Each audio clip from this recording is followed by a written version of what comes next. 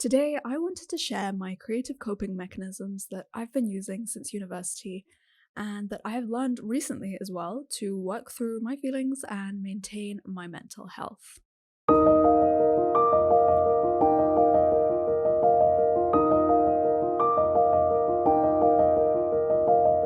Art is a great way to express yourself and also relieve any negative emotions that you're feeling.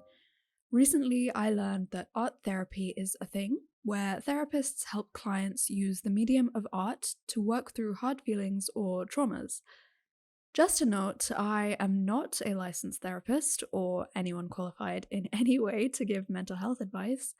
This is simply me sharing some creative processes, as I always do on this channel, but I am simply making this video to help you be more creative with the intention of perhaps helping you get into a better headspace.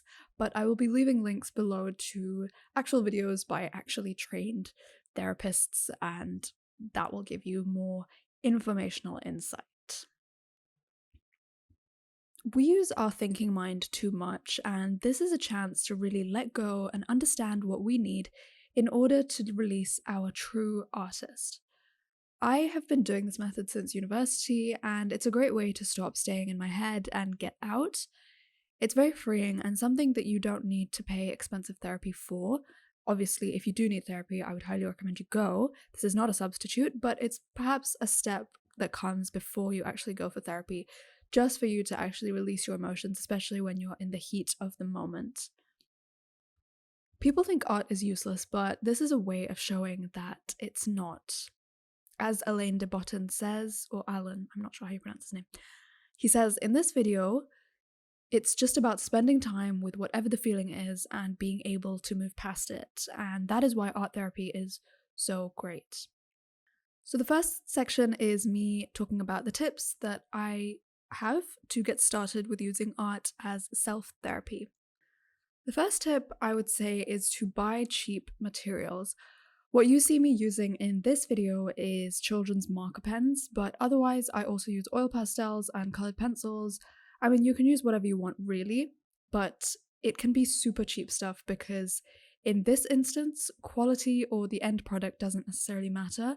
And personally, I really like buying like the super cheap pens from children's sections because I'm not worried about kind of the pens running out or me ruining them or anything like that. Especially when you're in the heat of the moment, you may not tend to think about preserving the pen quality or whatever. You might just be kind of in a panic or a rage or whatever. So it's probably better to buy cheap materials anyway.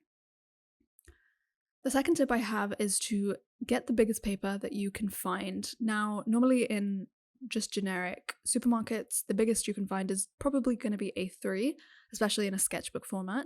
So that's the paper that I use, and that's what I've been using in this video. I personally think that using larger paper is more effective as you're able to use more of your hand or arm, which means that you can express yourself better in a way. And that's actually what I did for this video because my wrist was kind of hurting, so I was actually using my entire arm and I was kind of holding the pen loosely so that it created some really interesting marks on the page, and because the paper was big enough, I was able to do that method of drawing. Just a disclaimer though, this may cause some people anxiety of not being able to fill the page, so I mean you can choose whatever paper size you wish, but this was just more of a tip to kind of allow your body to express through the art as well. So once I've got my paper and my pens and all my materials ready, I just take out whatever colors that I'm feeling and start to draw. In this particular instance, I was feeling kind of like joy or light, I guess light-hearted, so I took out some oranges and pinks and reds and I just started to draw. There's this lovely channel I discovered called Thirsty for Art, run by licensed art therapist Yojong, who runs through a step-by-step video on how to make how to actually make art for therapy, because she's a licensed therapist, you know. So you can check that out if you want a full breakdown. That was actually quite helpful for me. So with regards to some techniques that I like to use when I'm making art to express my emotions, the first is one I mentioned earlier, which is holding the pen at the tip of the page.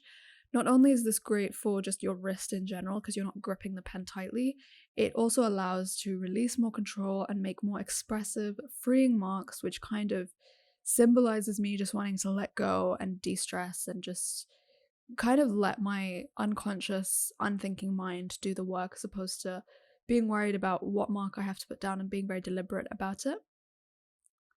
I also love doing this method when I have a large area and want to fill the page a bit more because it allows me to do this in a more relaxed and freeing way.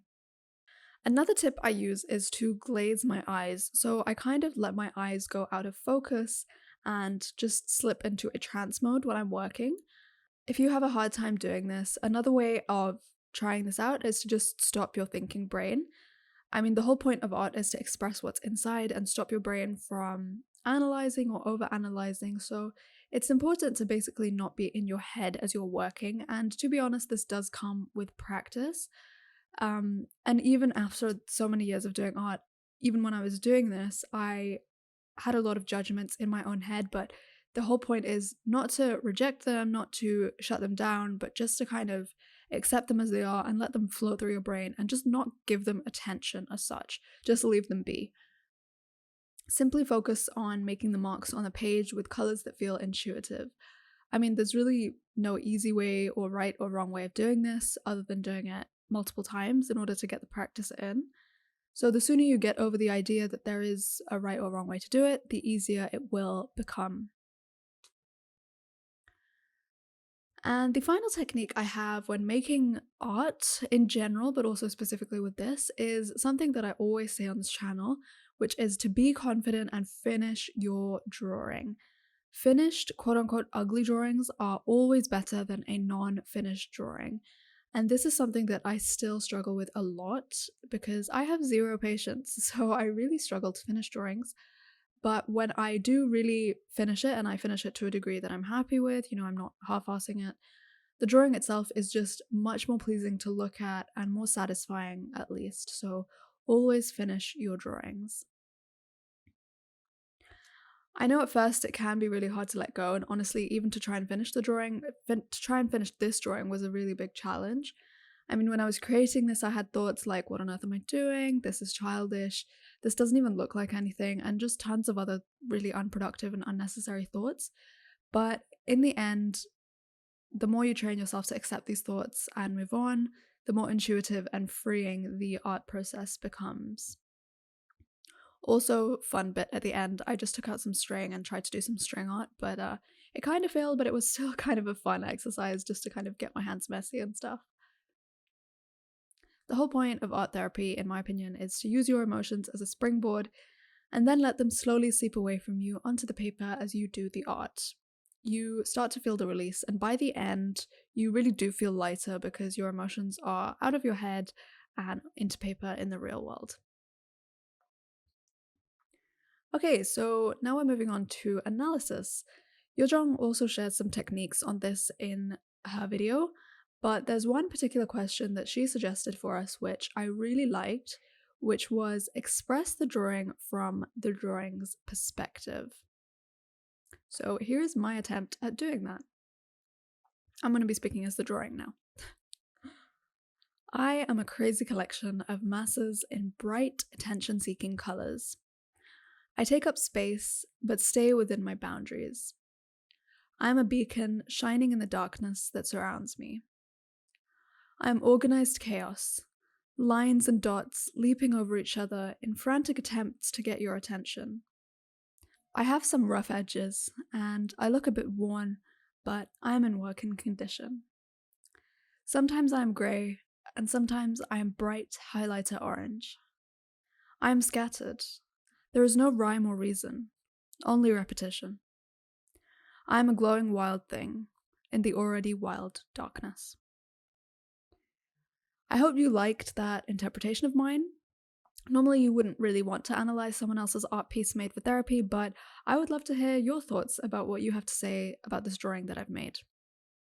Unfortunately, life does not get any easier as an adult, and we have to learn ways to cope, otherwise, we literally can go crazy. I personally highly advocate for art to do that, and I hope it can do the same for you. Let me know in the comments if you try using art and how it goes, and do check out Thirsty for Art's YouTube channel, as well as the other resources to useful and interesting videos in the description and cards. And with that, I will see you next week for another video. Bye!